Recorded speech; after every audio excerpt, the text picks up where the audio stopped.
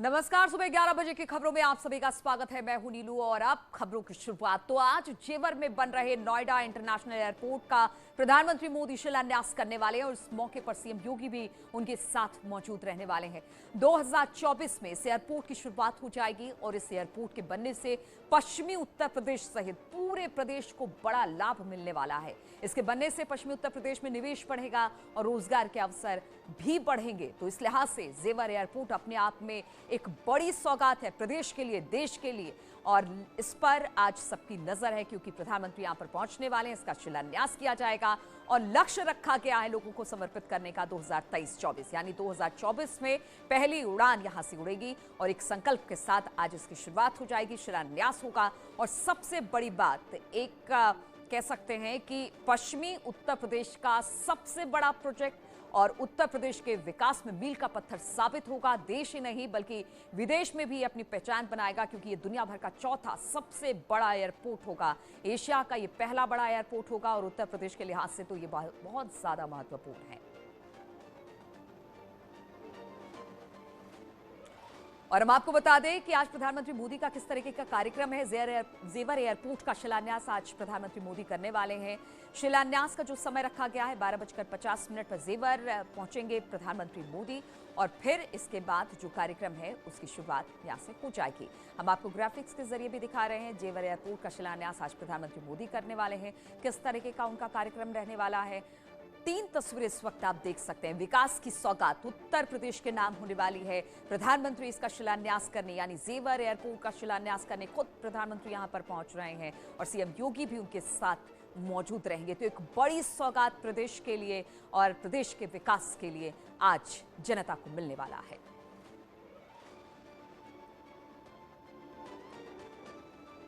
तो सीएम योगी आज मौजूद रहेंगे, प्रधानमंत्री शिलान्यास करने वाले हैं। उसको लेकर तमाम तैयारी पूरी कर ली गई है। वहां पर तैयारी भी हम आपको लगातार सुबह से दिखा रहे हैं क्योंकि न्यूज़ 18 इसकी वहां कवरेज कर रहा है। हमारे तमाम रिपोर्टर्स वहां पर मौजूद हैं और पल पल की जानकारी वहां से दे रहे हैं। अब हम दिखा रहे हैं कि प्रधानमंत्री भी कुछ देर में वहां पर पहुंचने वाले। बहुत कम समय बच गया है अब प्रधानमंत्री का जेवर पहुंचने का और फिर यहां पर शिलान्यास किया जाएगा। एक भव्य और बड़ा पंडाल यहां पर बनाया गया है प्रधानमंत्री के लिए, जहां पर वो लोगों को संबोधित भी करेंगे, जहां पर बैठने की व्यवस्था होगी। इसके अलावा आज शिलान्यास होगा, उसके लिए ठीक टेंट से पीछे ही एक जगह को निर्धारित किया गया है जहां पर शिलान्यास किया जाएगा। एक पूजन का कार्यक्रम यहां पर रखा गया है। इसके अलावा अगर विकास की बात की जाए तो जेवर एयरपोर्ट अपने आप में विकास की एक बड़ी सौगात है जिसे जो बीजेपी है वो जनता को समर्पित कर रही है।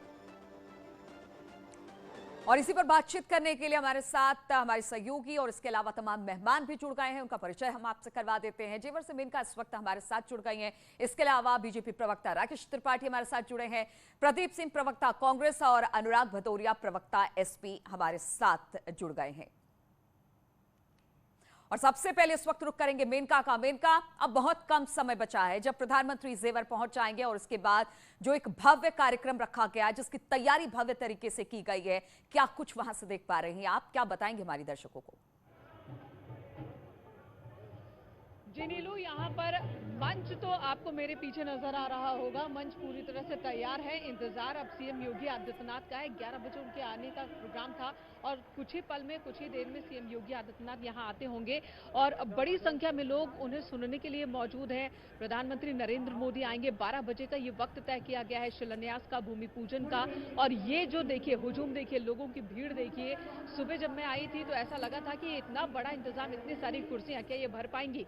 लेकिन देखते ही देखते कुर्सियां जो है वो 10 बजे से भरनी शुरू हुई और अब अभी भी लोगों के आने का सिलसिला यहां पर जारी है। जेवर इंटरनेशनल एयरपोर्ट की बात करें तो ये पूरा का पूरा अगर एयरपोर्ट जब बनकर तैयार होगा तो वो 30,000 करोड़ रुपए का प्रोजेक्ट, बहुत बड़ा प्रोजेक्ट है। अलग अलग चरणों में निर्माण हो रहा है।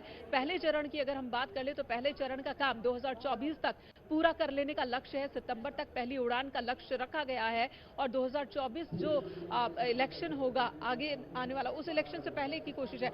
लेकिन उससे पहले जो ये भव्य इंतजाम है हम आपको दिखा रहे हैं। दावे ये किए जा रहे हैं कि बड़ी संख्या में लोगों को रोजगार मिलेगा। जेवर इंटरनेशनल एयरपोर्ट जहां पर MRO यानी कि मेंटेनेंस, रिपेयर ओवरहॉलिंग सारा काम जेवर में। अभी तक जो ये इंतजाम है, भारत के ज्यादातर जो विमान है उन्हें सिंगापुर और दूसरी जगहों पर जाना पड़ता है इस काम के लिए, लेकिन अब उन्हें जेवर में, भारत में जेवर में जो देश का और एशिया का सबसे बड़ा एयरपोर्ट, जिसका शिलान्यास, जिसका भूमि पूजन आज हो रहा है, जेवर यहां से उड़ान भरता हुआ आज नजर आएगा। और यही वजह है कि बिल्कुल, यहाँ तो के जितने विकास लोग के मेरी रास्ते जिंदगी पर अब लोकसभा उत्तर में प्रदेश काफी दौड़ पड़ा है उत्साह और लोगों सबसे में बड़ी देखने को पहचान मिल रहा है। जेवर एयरपोर्ट यहां से बनकर जब तैयार होगा, लोगों को समर्पित किया जाएगा, उस वक्त का इंतजार लोगों को भी है। और तमाम जो हमारे साथ मेहमान हैं वो भी अब जुड़ चुके हैं। राकेश जी, सबसे पहले सवाल आप ही से, क्योंकि विकास के रास्ते पर उत्तर प्रदेश दौड़ रहा है और उसकी एक बड़ी पहचान जेवर एयरपोर्ट बनने वाला है।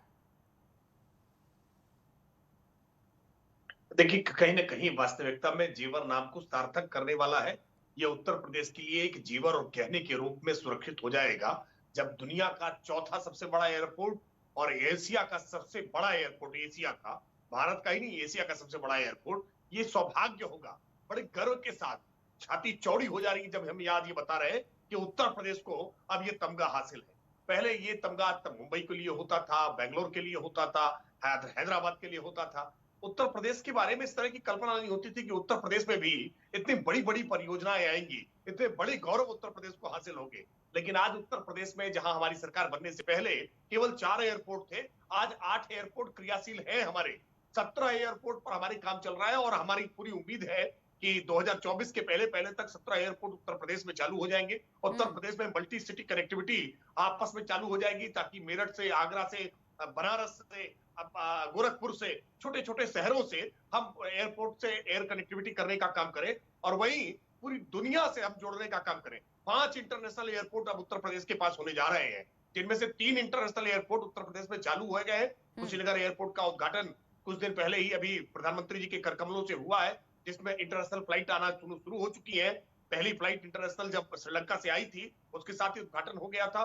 अब अयोध्या में भी एक इंटरनेशनल एयरपोर्ट पर काम चल रहा है, ताकि पूरी देश दुनिया से राम भक्त जो है वो अपने आराध्य का दर्शन करने के लिए, अयोध्या को डायरेक्ट विजिट करने के लिए सीधे अयोध्या इंटरनेशनल एयरपोर्ट पर आ सकते हैं। ऐसे ही जेवर का एयरपोर्ट, ये दिल्ली एयरपोर्ट पर जो अब तक रस था, जो उस पर बोझ था, उसको बहुत कम करेगा। और जब ये जेवर एयरपोर्ट बनकर के तैयार होगा तो पूरे उत्तर प्रदेश में, पश्चिमी उत्तर प्रदेश के कई जिलों को इससे लाभ होगा। लगभग 1 लाख रोजगार का सृजन अभी तुरंत तात्कालिक तौर पर दिखाई पड़ रहा है कि इस एयरपोर्ट के शुरू होते ही 1 लाख के रोजगार यहाँ सृजन का काम होगा।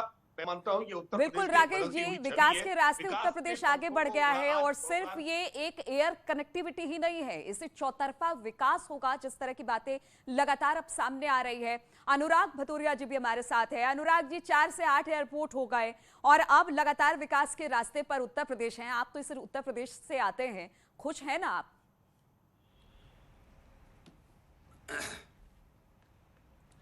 देखिए, आपको एक मैं बात बताता हूँ, भारतीय जनता पार्टी की मार्केटिंग इवेंट की स्ट्रेटेजी क्या होती है। अगर यही एक सैफई गांव है, छोटा सा सैफई गांव को जिस तरह से समाजवादी के समय डेवलप किया गया, एक गांव को मॉडल बनाया गया, वहाँ पे मेडिकल कॉलेज, वहाँ स्पोर्ट्स यूनिवर्सिटीज़, वहाँ पे एयर स्ट्रिप भी बनाई गई। अगर आपकी इस समय होता तो क्या होता? ये देखिए, पहले यहाँ गांव हुआ करता था, आज यहाँ बच्चे घूम रहे हैं, मेडिकल कॉलेज बन गया है, यहाँ 200-200 किलोमीटर तक लोग यहाँ पे आके इलाज कराएंगे। गरीब दिल्ली जाता था, बम्बई जाता था, लखनऊ जाना पड़ता था, आप सैफई के पीजीआई मेडिकल कॉलेज में यहाँ पे इलाज करा सकते हैं। गरीब से गरीब लोगों का इलाज हो सकता है। वो ये देखिए, यहाँ स्पोर्ट्स कॉलेज बन गया, आप गांव के बच्चों को दिल्ली जाने की जरूरत नहीं, लखनऊ जाने की जरूरत नहीं, कैमरामैन चारों तरफ घूम रहे होते, इंटरव्यू ले रहे होते। क्यों? मैं तो गांव में रहता था, गांव में यहीं पे मुझे एजुकेशन मिल गई, ऐसे ऐसे इंटरव्यू चल रहे होते कि हमके बच्चे स्पोर्ट्स यहीं से अब यहाँ इंडियन टीम में भर्ती हो जाएंगे, ऐसी ऐसी न्यूज बना रहे होते। और आप जब समाजवादी ने बनाया तो बीजेपी वाले क्या कहते हैं? अरे सैफई में सब कुछ कर दिया और कहीं कुछ किया नहीं। तो जब एक्सप्रेस वे हमने बना दिया आगरा से लेकर लखनऊ तक, अब एक्सप्रेस वे बना दिया है, चूंकि वो इटावा से चल के जाता है, वो दिल्ली की तरफ आगरा से जाता है। अरे कमाल है भाई। यहाँ पे जब आपने देखा होगा 600 करोड़ 4.5 लाख करोड़ का इन्वेस्टमेंट समिट हुई, आप लोग सब लोग कैमरा वाले 4 दिन तक पूरे लखनऊ के होटल्स बुक हो गए, चारों तरफ लोग कैमरा लिए घूम रहे हैं। 4.5 लाख करोड़ का इन्वेस्ट होने वाला है। आप कहना ये चाहते हैं अनुराग जी कि कुछ विकास ही नहीं हो रहा है, देखिए सीतापुर रोड है, प्रचार प्रसार हो रहा है, विकास नहीं हो रहा, आप ये कहना चाह रहे हैं? मेरी बात सुन लीजिए, अब मैं आ रहा हूँ असली बात पे आ रहा हूँ। सवाल ये नहीं है सवाल ये है कि जेवर एयरपोर्ट की परिकल्पना बहुत पहले ही हो चुकी थी। उसके बाद सरकार ने कभी परमिशन नहीं दी, चूंकि अब केंद्र में भी इनकी सरकार, राज्य में भी इसकी सरकार है। अच्छी बात है, आप एयरपोर्ट बना रहे हो, लेकिन आपको ये काम 5 साल पहले कर देना चाहिए था।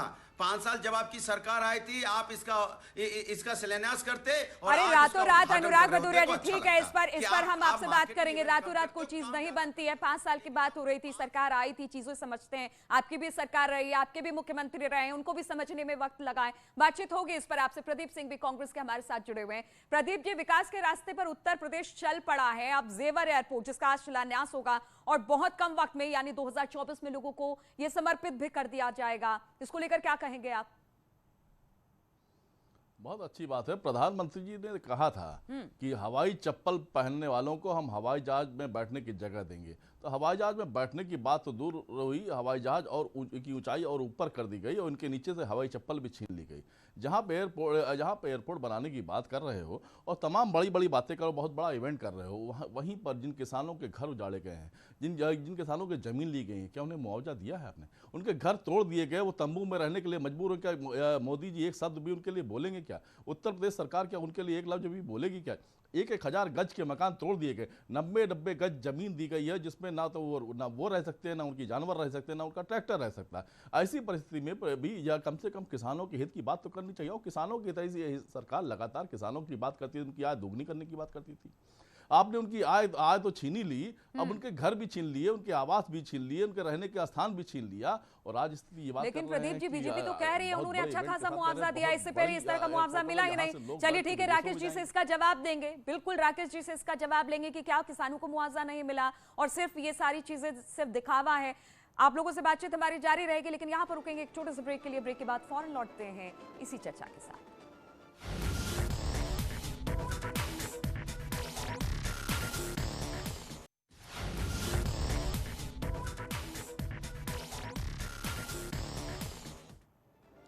तो जेवर एयरपोर्ट का शिलान्यास प्रधानमंत्री मोदी द्वारा होना है। कुछ देर में प्रधानमंत्री मोदी जेवर एयरपोर्ट भी पहुंच जाएंगे और इसी पर हम आज चर्चा कर रहे हैं, बातचीत कर रहे हैं। हमारे साथ तमाम मेहमान भी हमारे साथ जुड़े हुए हैं। राकेश जी, चर्चा को आगे बढ़ाते हैं। और जिस तरह से अनुराग भदौरिया कह रहे थे या फिर प्रदीप जी कह रहे थे कि जहां पर इस वक्त जेवर एयरपोर्ट बन रहा है वहां तो मुआवजा भी सही से नहीं मिला है, और बीजेपी है वो काम करती है लेकिन उससे ज्यादा दिखाने की कोशिश करती है, प्रचार प्रसार में अपनी ज्यादा ताकत लगाती है। देखिए, सबसे पहले तो अनुराग भदौरिया जी की बात का जवाब दे दूं, क्योंकि उन्होंने सैफई का जिक्र किया कि सैफई में किस तरह से उन्होंने विकास किया है। ये सैफई का विकास इसलिए किया क्योंकि वो उनका अपना निजी गांव था। मुख्यमंत्री अपने घर का, अपने दुकान का, अपने परिवार का, अपने खानदान का, इसी का विकास ही उत्तर प्रदेश का विकास मानते रहे हैं इनकी सरकार जब रही है। बेहतर होता कि डॉक्टर राममनोहर लोहिया के नाम पर आप पार्टी बना के चल रहे हैं, तो डॉक्टर राममनोहर लोहिया के गांव का विकास कर देते, आप चंद्रशेखर आजाद के गांव का विकास कर देते, आप पंडित दीनदयाल उपाध्याय के गांव का विकास कर देते। आपने किसी विचारक, किसी साहित्यकार, उत्तर प्रदेश की पहचान धारण करने वाले अयोध्या का विकास कर देते, मथुरा का विकास कर देते, नैमिषारण्य का विकास कर देते, लेकिन आप उत्तर प्रदेश की पहचान से जुड़े हुए किसी गांव का विकास नहीं करेंगे। केवल सैफई का विकास। ठीक है राकेश जी, इस पर हम लेंगे अनुराग जी की बात भी लेंगे, लेकिन इस वक्त एक ज्योतिरादित्य सिंधिया जी का एक्सक्लूसिव इंटरव्यू है, जरा वो दिखा दे कि वो क्या कह रहे हैं जेवर एयरपोर्ट को लेकर। जरा सुनिए उनको। हमारे साथ बातचीत करने के लिए हैं केंद्रीय मंत्री ज्योतिरादित्य सिंधिया। सर, कितना बड़ा दिन है जेवर इंटरनेशनल एयरपोर्ट का शुभारंभ, और आप ये बड़ा दिन नहीं है, ये एक ऐतिहासिक दिन है। और ये ऐतिहासिक दिन केवल जेवर के लिए नहीं है, ये ऐतिहासिक दिन उत्तर प्रदेश के लिए केवल नहीं है, ये ऐतिहासिक दिन पूरे देश के लिए है। एशिया का सबसे बड़ा हवाई अड्डा का शिलान्यास प्रधानमंत्री जी के द्वारा आज किया जा रहा है, और ये एक तीव्र गति आर्थिक विकास और प्रगति की पूर्ण समूचे क्षेत्र के लिए, चाहे वो नोएडा हो, ग्रेटर नोएडा हो, गाजियाबाद हो, यमुना एक्सप्रेसवे के इर्द गिर्द के क्षेत्र के लिए हो, संपूर्ण पश्चिमी उत्तर प्रदेश के लिए और देश के लिए एक नया ऊर्जा का स्रोत बनने जा रहा है। सर, कितना फायदा होगा इस पूरे क्षेत्र को इस एयरपोर्ट से? कई लाखों रोजगार के अवसर उत्पन्न होंगे, हजारों करोड़ का निवेश होगा, और एक नया औद्योगिक केंद्र हमारे उत्तर प्रदेश की ऐतिहासिक भूमि में भी बनने जा रहा है। बहुत बहुत धन्यवाद। धन्यवाद हमसे बात करने के लिए। कैमरा पर्सन के साथ पवन गौड़, नेटवर्क 18। तो ज्योतिरादित्य सिंधिया नागरिक उड्डयन मंत्री, और उनको आप सुन रहे थे कि इससे सिर्फ प्रदेश का विकास ही नहीं बल्कि पूरे देश का विकास होगा। चलिए इस पर बातचीत लगातार हमारी चलती रहेगी, लेकिन रुकेंगे एक छोटे से ब्रेक के लिए।